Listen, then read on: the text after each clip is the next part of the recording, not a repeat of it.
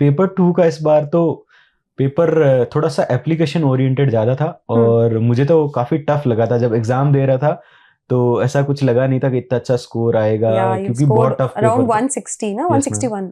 हाँ, तो जब मैं पेपर लिख रहा था तब तो ये था कि इसको किसी तरह से ख़त्म करना पड़ेगा।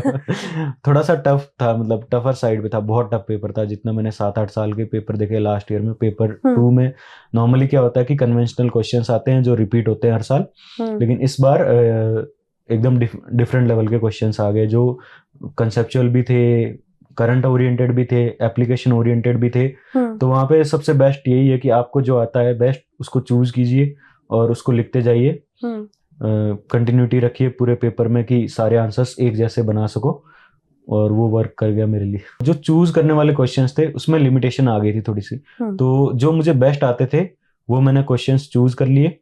उसके बाद जो एग्जाम टाइम में चेंज करी थी ना, कि जो चीजें मैंने पहले से कर रखी थी उन्हीं सेम चीजों को कैसे इन क्वेश्चंस की डिमांड के हिसाब से एड्रेस कर सकता हूं मैं से।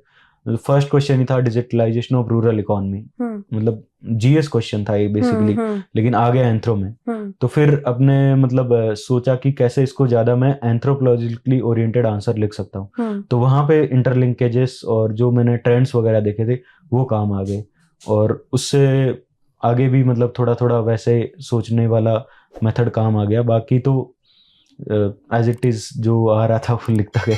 तो इफ अगर हम इसी का एग्जांपल ले, डिजिटलाइजेशन ऑफ रूरल इकोनॉमी, तो आपने इसमें क्या क्या इंक्लूड किया? इसमें मैंने इंटरलिंकेजेस की जब बात करते हैं ना, तो सिंपल सोसाइटीज में इकोनॉमी इज नॉट मतलब इकोनॉमी इंडिपेंडेंट फैक्टर नहीं है, वो बाकी चीजों से लिंक्ड रहता है, किनशिप सिस्टम से, रिलीजन से, हर चीज से लिंक्ड रहता है। तो rather than addressing just economy part, मैंने किनशिप को थोड़ा सा उसमें डाल दिया। उसमें मेरे पास एक केस स्टडी थी, वो काम आ गई। और इकोनॉमी में ही जैसे अभी इंडिया में जो ट्रेंड्स चल रहे हैं कि नॉर्मल सी चीज है, अपन अर्बन क्लैप पे, तो वहाँ पे बहुत सारे लोगों को एम्प्लॉयमेंट मिल रहा है, तो वो एक नया ट्रेंड था, वो भी एग्जाम मतलब क्वेश्चन के एंडिंग में डाल दिया कि ये चीज़ भी हो रही है।